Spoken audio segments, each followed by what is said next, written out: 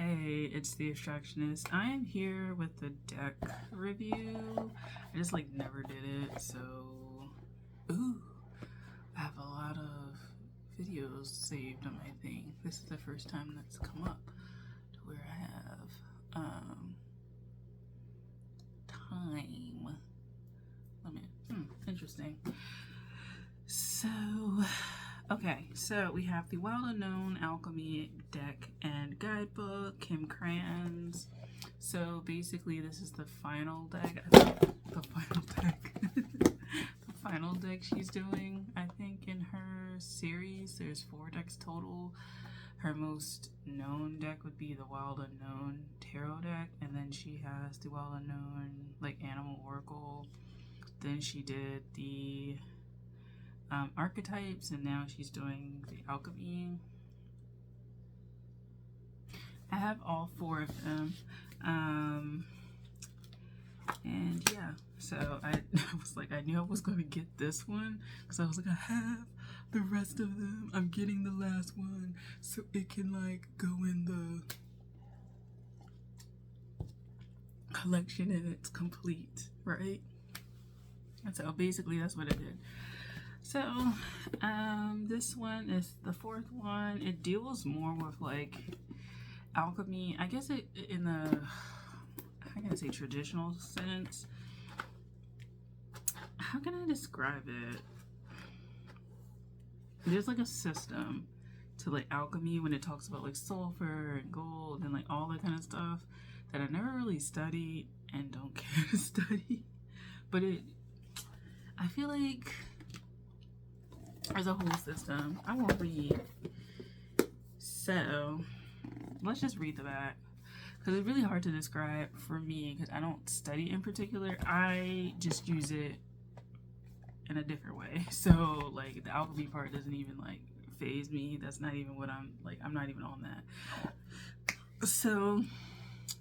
So here we go.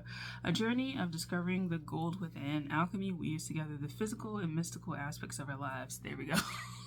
It was so hard to fucking describe. The planets, metals, colors, and seasons act as symbols for reflection and open the gateway to the imagination. Alchemy invites us to engage with the creative mystery of our everyday world and to unite the materials of the soul. May you always be on the inner quest. So there's that. I don't even read guidebooks. That's so sad. That's the sad part.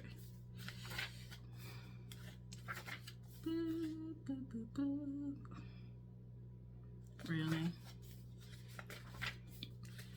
Oh, this is a whole. I'm just going to read briefly. The origin of alchemy. I would like to suggest that alchemy originated with the presence of the first flame. Many origin stories around the world began with the separation of light from dark. This is no coincidence. These myths and legends can also be thought of as depicting the dawning of alchemy. With the first flame, spark, or star, the pairs of opposites are born, as well as our desire to reconcile them. The mystery of duality perplexes the human mind, as does the power of the elements. Thus, while entranced by the flicker of a candle's flame, the alchemist's inquiry begins, taking them on a journey of discovery. No matter what language, era, or dialect, the questions likely sound like, I wonder if, what if dark can become light? What if lead can become gold? What if base can become noble? What if dormant can become awakened? What if finite can become infinite? What if outside of me is inside of me? Each civilization across the globe prioritized a unique alchemical question or pursuit. For some, it was gold. For others, the elixir of immortality or the fountain of youth. Alchemy took on many forms and expressions, with musings and experiments that span all cultures and eras.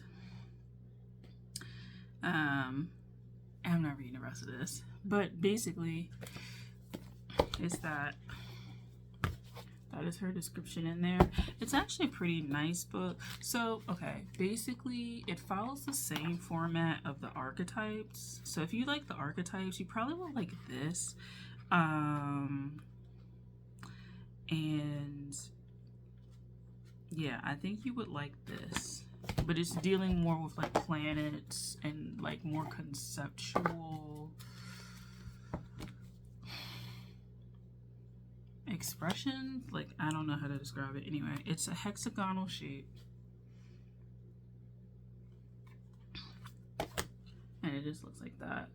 So I was watching someone, she had a criticism of the deck, as in, like, I guess some of them you do the Latin and some of them you do the Greek, and then, like, there's inconsistencies with that. I don't study that shit enough to know. I just want to figure it out and process it myself. I found that I was drawn to use it for the overall themes of books.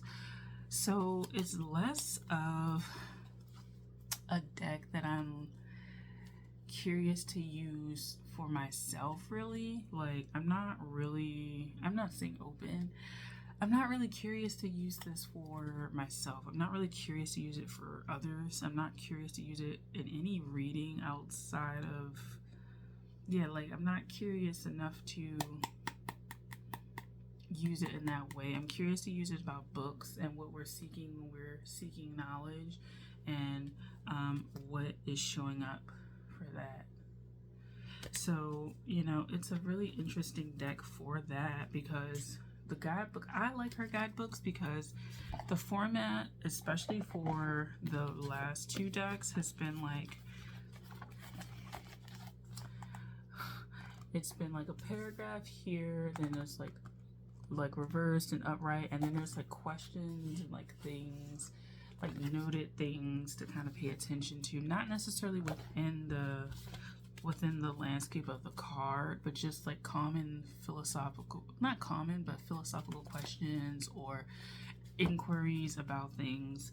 And I like that, and that suits a book better, right? Like I guess you could do it for personal reading, but I feel like this deck suits books better. Specifically, if you're talking about alchemy, I feel like when you're opening a book to read it, and then you're exploring the thoughts and the concepts behind, like the thoughts and the concepts of the book, and then you maybe get curious about what's mentioned in the book as far as its thoughts and concepts, specifically if it's academic and like it branches off into like knowledge from other people that this person has brought in. You start to like go down that rabbit hole, and you kind of learn bits and pieces about yourself, and the new information you have to reconcile it, like she says in this, like the description, like you have to reconcile that new information, particularly if it's a truth that was like denied or just unknown that it existed in your realm, like that awareness. You no longer are the same person. You can't go back to unknowing it, you know? And so I think this deck out of all of them is the least involved in like the personal readings kind of thing. Like I said, I just don't see myself using this as a personal readings. Like I think I tried to pull it, and it wasn't like I hated it. It's just I felt like I picked it up to use alongside what we ache for a reason, and now it suited that better. So that's where it's gonna go forward. Quality is okay. When I was reading this, there are errors, because it was like when I was reading this, I wonder if what is, it should be what if, right? What is dark can become light. No, what if dark can become light? So there are some errors in here, just saying. And I mean, it is what it is. Honestly, I've read worse. I've read worse. I've seen worse. I don't be caring. Like, and I just don't be caring like that. Like, I don't know. I'm not like, oh my god. Like, there's a mistake. I mean, it is kind of like a thing. Like, I'm paying money and there's errors, but like, I've also paid money for shit food. So, you know, there's that. So yeah, take it for what it's worth. There's probably a few spelling errors, grammar errors. I know somebody mentioned that like the switching between Greek and Latin for this is kind of weird. Like, I don't notice that. I don't note that because I'm not into alchemy like that. I'm just into what these cards represent. And maybe I'll study alchemy, but I just wanted the deck. So that's it. That's my ramble about this deck, and you can get with it or not. But I probably will be bringing these in for book club. Stay tuned for that because, I mean, what else do we have going on here? So thank you for watching. I'll see you in the next one. Bye.